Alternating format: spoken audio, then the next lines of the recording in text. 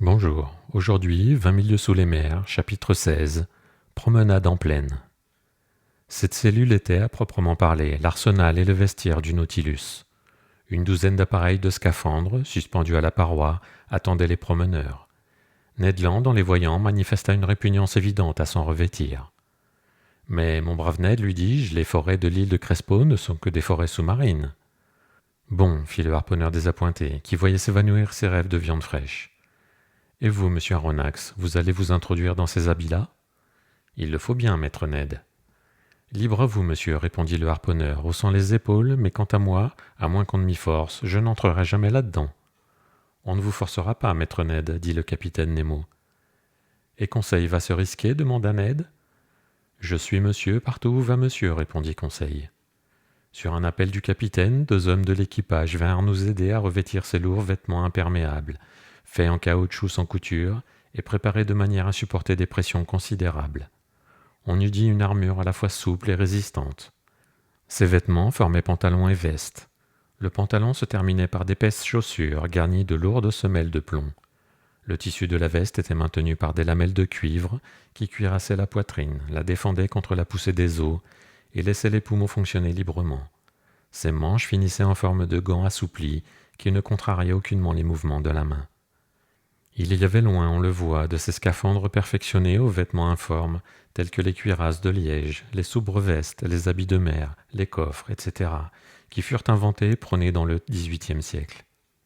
Le capitaine Nemo, un de ses compagnons, sorte d'Hercule qui devait être d'une force prodigieuse, Conseil et moi nous eûmes bientôt revêtus ces habits de scaphandre. Il ne s'agissait plus que d'emboîter notre tête dans la sphère métallique.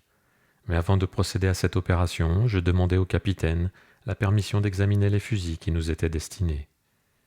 L'un des hommes du Nautilus me présenta un fusil simple dont la crosse, faite en tôle d'acier creusée à l'intérieur, était d'assez grande dimension.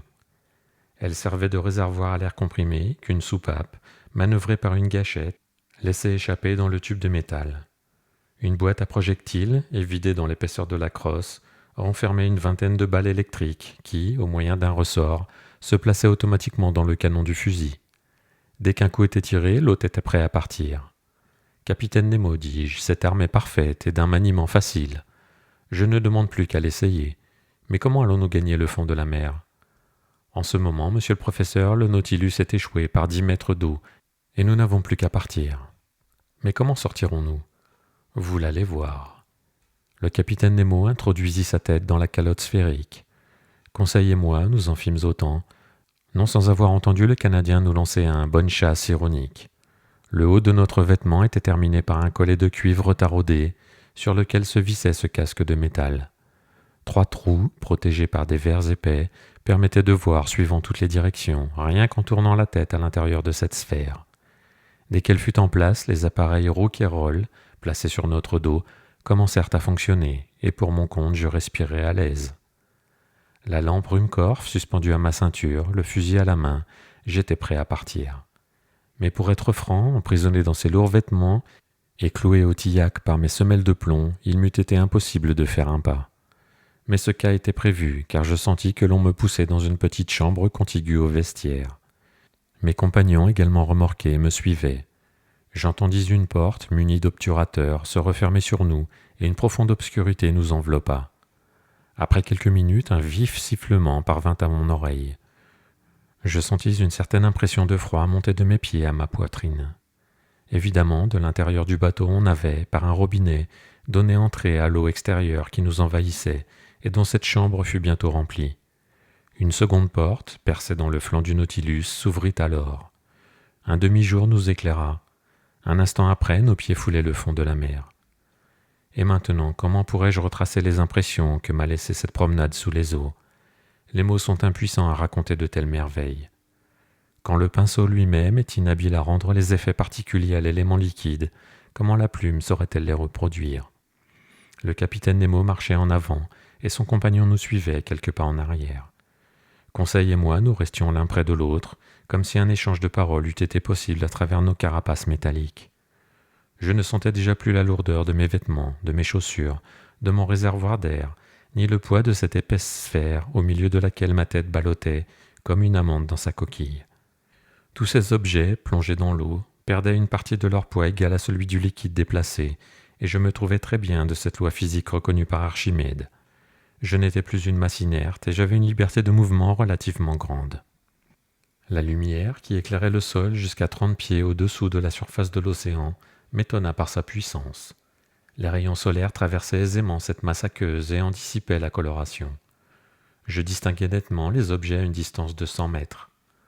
Au-delà, les fonds se nuançaient des fines dégradations de l'outre-mer, puis ils bleuissaient dans les lointains et s'effaçaient au milieu d'une vague obscurité.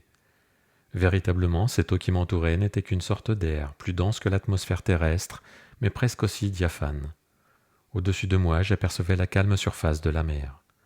Nous marchions sur un sable fin, uni, non ridé comme celui des plages qui conserve l'empreinte de la houle. Ce tapis éblouissant, véritable réflecteur, repoussait les rayons du soleil avec une surprenante intensité. De là cette immense réverbération qui pénétrait toutes les molécules liquides.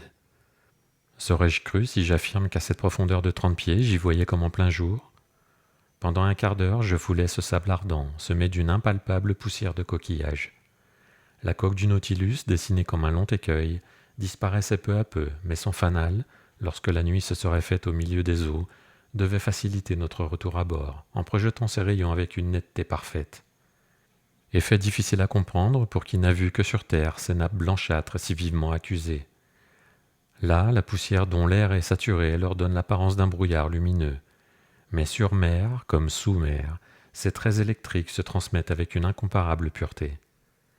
Cependant, nous allions toujours, et la vaste plaine de sable semblait être sans bornes. J'écartai de la main les rideaux liquides qui se refermaient derrière moi, et la trace de mes pas s'effaçait soudain sous la pression de l'eau. Bientôt, quelques formes d'objets, à peine estompées dans l'éloignement, se dessinèrent à mes yeux. Je reconnus de magnifiques premiers plans de rochers, tapissés de zoophytes du plus bel échantillon, et je fus tout d'abord frappé d'un effet spécial à ce milieu. Il était alors 10 heures du matin.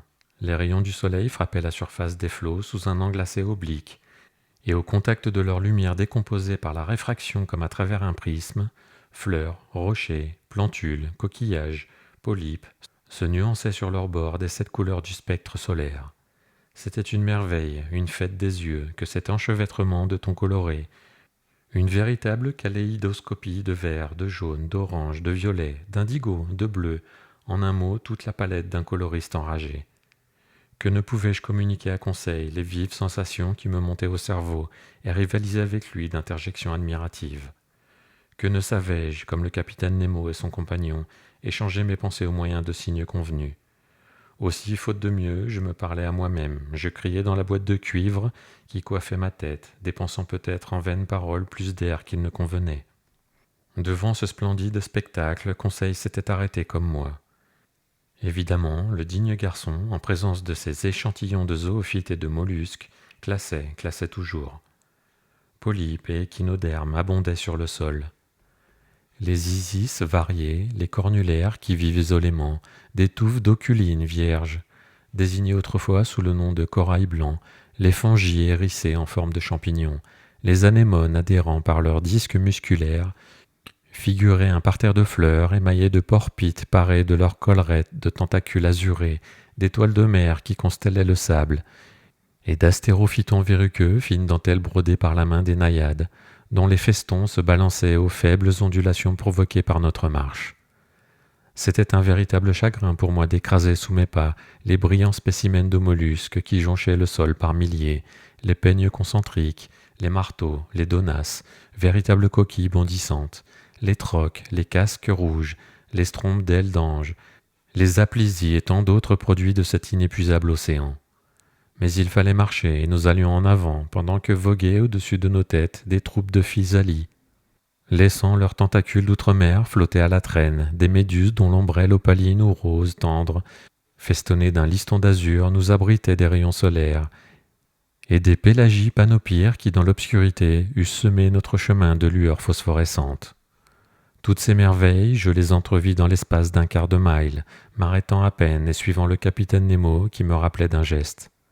Bientôt la nature du sol se modifia. À la plaine de sable succéda une couche de vase visqueuse que les Américains nomment oase, uniquement composée de coquilles silicieuses ou calcaires. Puis nous parcourûmes une prairie d'algues, plantes pélagiennes que les eaux n'avaient pas encore arrachées et dont la végétation était fougueuse. Ces pelouses à tissu serré, douces aux pieds, eussent rivalisé avec les plus moelleux tapis tissés par la main des hommes. Mais en même temps que la verdure s'étalait sous nos pas, elle n'abandonnait pas nos têtes. Un léger berceau de plantes marines, classé dans cette exubérante famille des algues, dont on connaît plus de 2000 espèces, se croisait à la surface des eaux. Je voyais flotter de longs rubans de fucus, les uns globuleux, les autres tubulés, des laurencies, des cladostèphes au feuillage si délié, des rhodimènes palmés semblables à des éventails de cactus. J'observais que les plantes vertes se maintenaient plus près de la surface de la mer, tandis que les rouges occupaient une profondeur moyenne, laissant aux hydrophytes noires ou brunes le soin de former les jardins et les parterres des couches reculées de l'océan. Ces algues sont véritablement un prodige de la création, une des merveilles de la flore universelle. Cette famille produit à la fois les plus petits et les plus grands végétaux du globe. Car de même qu'on a compté 40 000 de ces imperceptibles plantules dans un espace de 5 mm², de même on a recueilli des fucus dont la longueur dépassait 500 mètres. Nous avions quitté le Nautilus depuis 1h30 environ. Il était près de midi. Je m'en aperçus à la perpendicularité des rayons solaires qui ne se réfractaient plus. La magie des couleurs disparut peu à peu, et les nuances de l'émeraude et du saphir s'effacèrent de notre firmament. Nous marchions d'un pas régulier qui résonnait sur le sol avec une intensité étonnante. Les moindres bruits se transmettaient avec une vitesse à laquelle l'oreille n'est pas habituée sur la terre. En effet, l'eau est pour le son un meilleur véhicule que l'air, et il s'y propage avec une rapidité quadruple. En ce moment, le sol s'abaissa par une pente prononcée. La lumière prit une teinte uniforme. Nous atteignîmes une profondeur de 100 mètres, subissant alors une pression de 10 atmosphères. Mais mon vêtement de scaphandre était établi dans des conditions telles que je ne souffrais aucunement de cette pression. Je sentis seulement une certaine gêne aux articulations des doigts, et encore ce malaise ne tarda-t-il pas à disparaître. Quant à la fatigue que devait amener cette promenade de 2 heures sous un harnachement dont j'avais si peu l'habitude, elle était nulle. Mes mouvements, aidés par l'eau, se produisaient avec une surprenante facilité. Arrivé à cette profondeur de 300 pieds, je percevais encore les rayons du soleil, mais faiblement. À leur éclat intense avait succédé un crépuscule rougeâtre, moyen terme entre le jour et la nuit.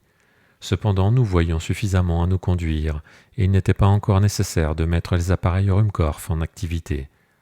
En ce moment, le capitaine Nemo s'arrêta. Il attendit que je l'eusse rejoint, et du doigt il me montra quelques masses obscures qui s'accusaient dans l'ombre à une petite distance. C'est la forêt de l'île Crespo, pensai-je, et je ne me trompais pas. Merci de m'avoir écouté, on se retrouve très vite pour la suite de 20 milieux sous les mers.